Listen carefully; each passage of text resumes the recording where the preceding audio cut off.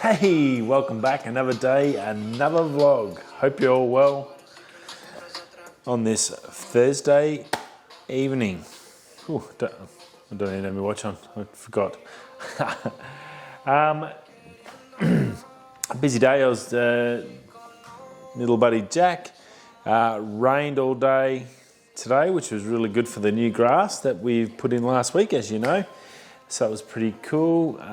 So fingers crossed my green thumb curse doesn't destroy the grass. So yeah, no, I'm pretty happy with that. I'm very happy actually.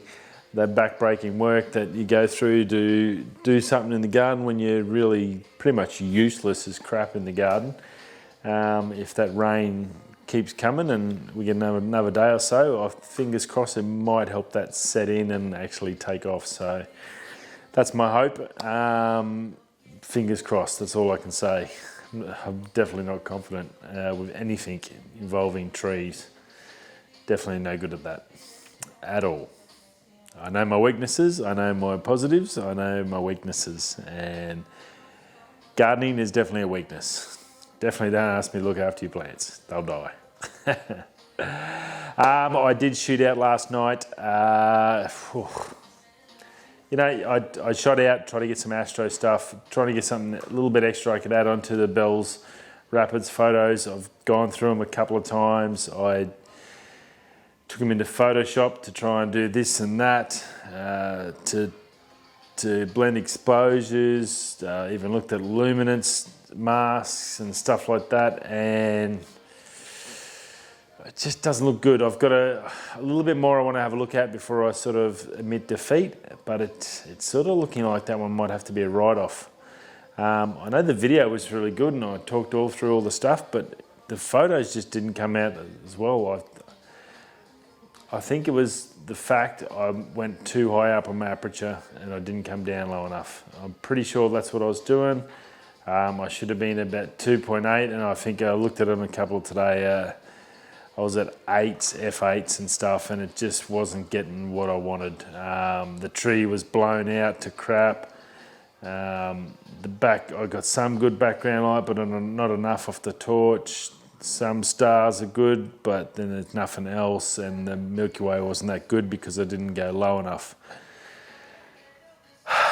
Lessons we learn the hard way, I guess. So I'll spend a little bit of time tomorrow, if not tonight, have a quick look. I might try and get some sleep, and then I think I'll just flip that one out the door if I can't get anything to work, and see what I can do. I'll just move on. I've got other projects I can definitely edit, so I can get into them and start them off for the next week. So I need to get them done. So yeah, a little bit disappointed. So I went out this morning, early this morning, 3 o'clock, got up, shot out, trying to get some of this Milky Way again while we got no moon, but just couldn't get a clear patch through the clouds. Ended up getting a little bit of lightning stuff, video. I'll try and work out how I can get that in. Hopefully I've got some shots. I did some time-lapse photos. I know I've got at least one or two where I've got nice lightning bolts. I've just got to see how it framed up. Once I get a chance, I'll suss that out tomorrow, I think, when I get a bit of spare time, and see if I can't get some photos out of that. But yeah, Milky Way yet again avoids me. I just can't get a good Milky Way shot, like not even a decent one at the moment, so it's really frustrating. I'm sure most photographers feel the same when they're learning something new. Just really, really frustrating, you know, just trying to do the right thing. I'm reading, I'm watching, I'm doing the things. And I think I just get there and get caught up in the moment, go into automatic in the old mode, and it's just not working. So it's a work in progress. We'll get there. But yeah, it's cool. I found this beautiful old tree, really, really old, big old tree, perfect foreground. Had everything, had the photo pills lined up. It was like Sony was going to come straight up out of this beautiful old tree, but it was clouds. Damn you clouds. Anyways, you get that. Another day, another vlog. That's what it's all about. Let's move over. That COVID-19, just briefly touch on that again. It's it's getting worse and worse, financially speaking, and it's now touching into some other aspects. JetBlue sent me an email today. I'm a member of them for when I travel in the States because they're a really good airline. They're going to cover the costs of any change of flights or details or last minute. They don't want people to stop booking flights. They're happy if you want to change them, if you're a bit concerned to change your flights to go from here to there. Last minute, whatever, they're going to change. It's normally a charge and stuff. They're going to waive that at the moment because it's not looking good for the airline industry. Tiger Airways here in Australia cut a heap of planes, nearly half their fleet already. I can only see more bad news coming from most of the air carriers. I say the good thing is if you are travelling and you're risking it, there's going to be some cheap deals. Definitely look out for some deals for airlines at the moment. But if you are travelling, obviously Italy's taken off. There's a bit around Spain. It's pretty much got into Europe, Middle East. It's rampant through the Middle East. So it's spread to there. Australia, I think the head of the senator in charge of medical was talking about plans and what they're going to do if it gets bad here, adjusting hospital needs and stuff like that. What they're going to do is shut people in and out. So it's pretty full on. If you are flying or traveling anywhere in the next 3-4 months, please be aware that it may not happen. So as I said the last 2 nights, check your insurance, check your travel insurance to see if it covers you getting a refund if you don't want to fly because of a possible outbreak. It may not be covered, so I'd hate to see you lose your money. It might be better to know earlier so you can transfer it or change flights or do something before it costs you a lot of money. So definitely check that out. It's not looking good. Not looking good at all. Rightio, over some good news. Canon, we heard about this 4 or 5 new lenses coming out with the 2 extenders.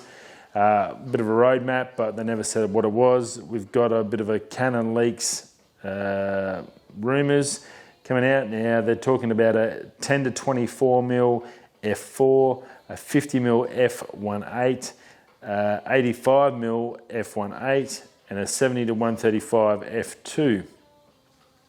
10 to 24, that's a good budget range. 10 to 24 at a f4, it's not a f2 or anything like that, so it's going to be a good sort of a budget range lens, which is pretty cool. The other 2 1.8s of them, they're primes, they're more portrait lens stuff, so that'll go down well for the guys in the studios, especially the 85. That'll be great for headshots and stuff like that. Definitely be a nice lens. And the 70 to 135 at f2, that's a fairly weird sort of a range, and I think Jared Poland was talking about that, the range for that 70 to 135, but it will continue on from your 28 to 70, and then your 70 to 135 at f2. Definitely cool. There's a lot of new glass, some more there for that new RF range. Obviously with the R5 coming out, these are going to be hot as well. There's going to be a lot of people going to spend money to go over to the mirrorless system, so I'm assuming that a lot of these lenses are going to be hot items as well. Now on the Rumours side, there was a bit of Nikon action. Z8 and the D850 out. They're talking about the Z8. Obviously they get the same sensors, they get Sony sensors, so a 61 megapixel for both of them, and the Z8 to have a dual card. Now they copped a lot of heat over the other mirrorless ones only having single cards. I don't think people were concerned with more of what cards they were, just that they wanted 2. So looks like they might be listening to customers. They better have, because Nikon is definitely struggling and people are definitely looking at Canon, and with Fuji's X-T4 out now, there's so much great technology in the market. Everyone needs to step up their game. Olympus, 1.8 to them, that's pretty, they're primes, they're more portrait lens stuff, so that'll go down well for the guys in the studios, especially the 85. That'll go down well for the guys in the studios. Didn't really bring much to the park, but yeah, so it's going to be interesting this 12 months on where we go with the camera and with companies. But yeah, Z8 and a replacement for the 850 already, they're talking about that, so that'll be pretty interesting what they do with that one. Whether it's going to be some sort of a hybrid mirrorless mechanical like the 1DX Mark III, something along those lines. But yeah, that Z8, obviously it's going to be a pro-grade mirrorless, much like this R5 is.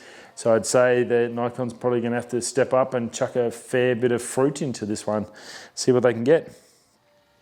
Just a bit of, I guess, general tech knowledge. Apple in 1995, I thought this was quite interesting. I was watching Chelsea and Tony Northrup.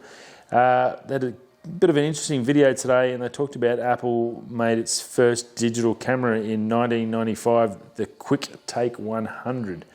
I thought, just a little bit of a tidbit for you. I thought it was much appreciated today, guys. Shout out to them for the info.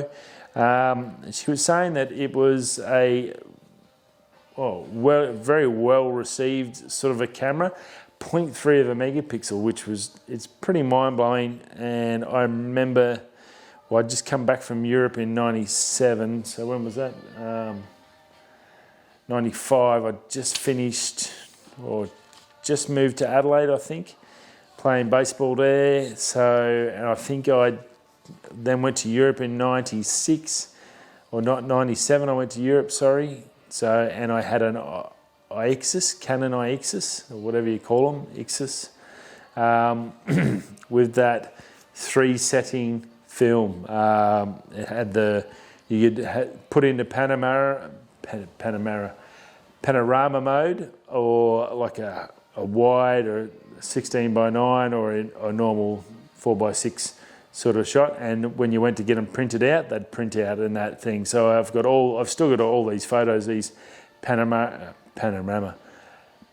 shots that I've got from when I backpack around Europe, which are pretty darn cool. I'll try and see if I can wrangle a few up and get them on Facebook. So there's some pretty cool ones in there. Bits of Bath. We've got the half circle houses at Bath and stuff like that, all in panorama. So very, very cool. And that was amazing technology. So to think this came out 2 years before, it's pretty amazing. Now, it won a couple of awards. It was pretty cool, super fast, get in and out. They only made 3 models and then they sort of whitewashed it. Steve Jobs had come, when Steve Jobs went back to Apple, cleaned out the system, got rid of all the dead wood. He pissed that program off, and obviously 20 years later, they're now king of the world with probably one of the best camera smartphones on the planet, which is, as we all know, changed photography and made real cameras tricky and tricky to sell for these big guys. So I thought it was pretty cool. It was called a Quick Take 100. There was I think Chelsea said there was a 100, a 150 and a 200. So I've just looked at a little bit of interesting information. I do appreciate those guys talking about stuff like that. I guess sometimes it's always handy to look at where you've come from to know where you are.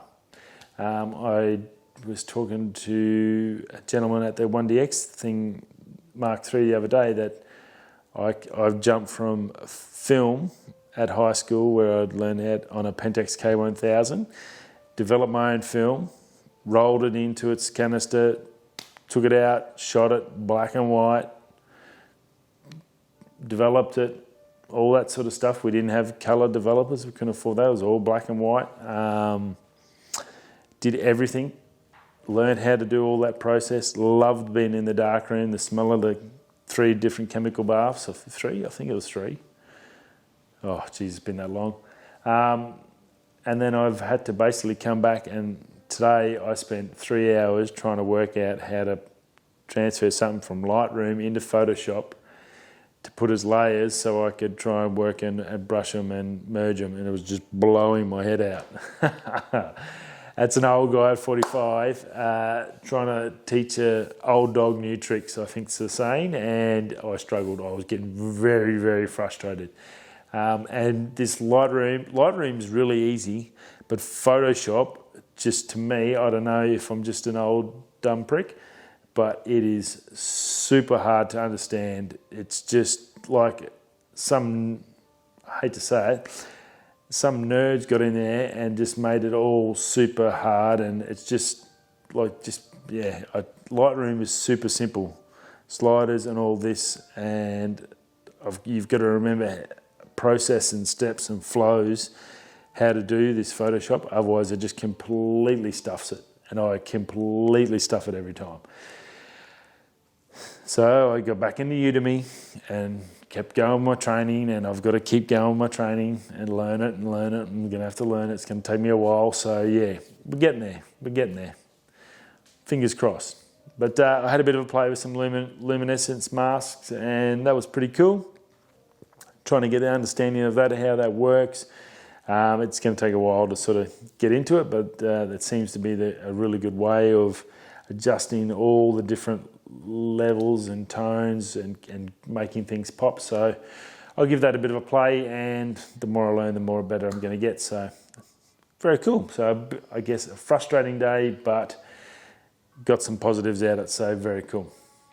Rightio, that's it for Thursday. Tomorrow night's Friday, end of a week. I hope you're ready to go for the weekend. It's a long weekend, I think, here in WA. I'm not sure what for, because I work in the mine, so we don't have long weekends or public holidays. So I really don't have a clue what it is or what it's for. But have a great, I'll see you for tomorrow night. I'll see if I can find out what it is and what it's all about. We'll discuss it then. Cool bananas, have a super Thursday. I'll see you all tomorrow, whether you're that way, this way, or that way. Peace. See you soon. Ciao.